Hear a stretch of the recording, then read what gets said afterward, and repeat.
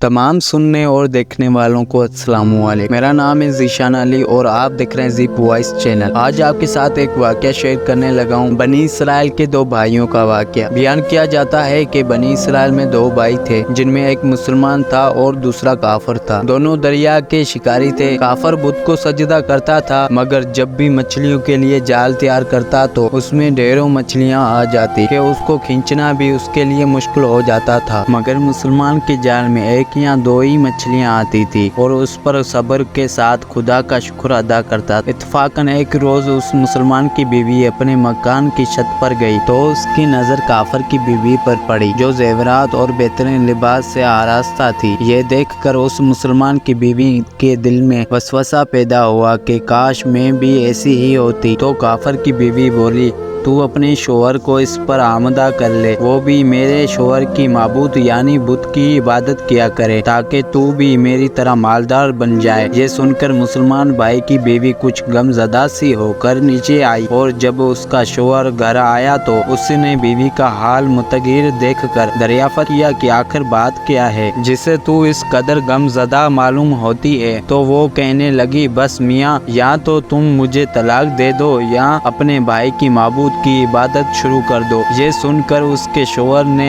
कहा, खुदा की बंदी, तू खुदा से नहीं डरती? ईमान की दौलत मिलने के बाद भी ये कुफर की बातें करती हैं। तो औरत बोली, बस मुझसे अब ज्यादा बातें ना बनाओ, मैं भी दूसरे औरतों की तरह अच्छा लिबास और अच्छी जेवरात पहनना चाहती हूँ। जब उस मर्द मोमिन ने देखा कि ये औरत जिद पर उतर आई है और उसका इसरार हद से बढ़ चुका है, तो उसने औरत को तसल्ली दी। कहा, अच्छा, घबराने की जरूरत नहीं, मैं कल से ही कारीगरों और मजदूरों में जाकर मेहनत करके तुझे रोजाना 2 दरम देता रहूंगा, तू उससे अपनी हालत दुरुस्त कर लेना।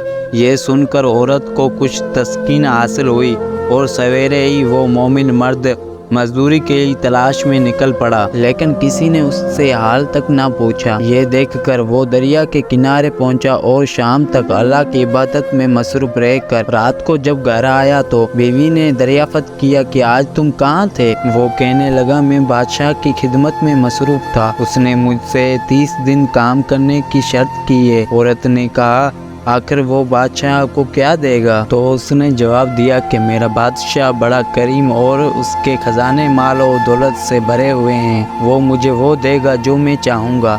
चुनाचे उस तरह बराबर वो अपने माबूद बर हक की इबादत में मसरूफ़ रहा।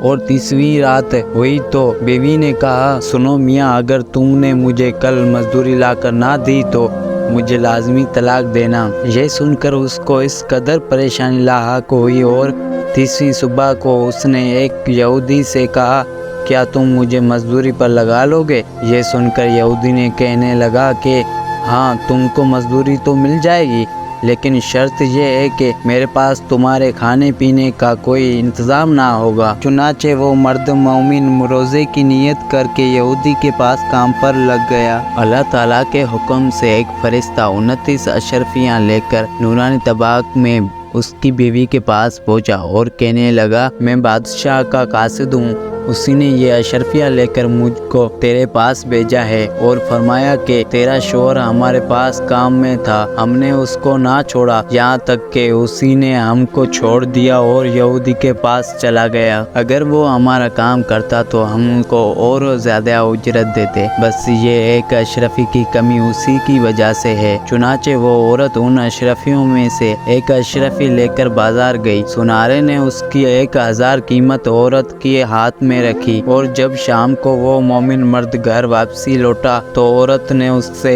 दरियाफ्त किया, आज तुम कहाँ थे? उसने जवाब दिया कि आज मैं एक यहूदी के पास काम पर गया हुआ था। तो बीवी कहने लगी कि तुम बादशाह की खिदमत खत्म करके दूसरे की खिदमत क्यों करते हो? फिर उसको अशरफियों का वाक़या भी सुनाया, जिसको सुनकर वो मर्द मोमिन रोते रोते बेहोश हो गया और जब उसको होश आया तो बीवी से कहने लगा, अफसोस कि मैं बादशाह 2 دو جہاں کی خدمت کا حق اپنے اوپر لازم نہ کر سکا۔ اس کے بعد اس شخص نے عورت کو چھوڑ دیا اور پہاڑوں پر چلا گیا جہاں خدا کی عبادت میں مصروف رہ کر اس کا انتقال ہو گیا۔ اللہ تعالیٰ اس پر اپنا رحم فرمائے، اور اللہ پاک سے دعا ہے کہ اللہ پاک آپ کو اور ہمیں صراط المستقیم کے راستے پہ چلنے کی توفیق عطا فرمائے۔ ملیں گے جلد ایک نیو ویڈیو میں، تب تک کے لیے اللہ حافظ، دعاؤں میں یاد رکھیے گا۔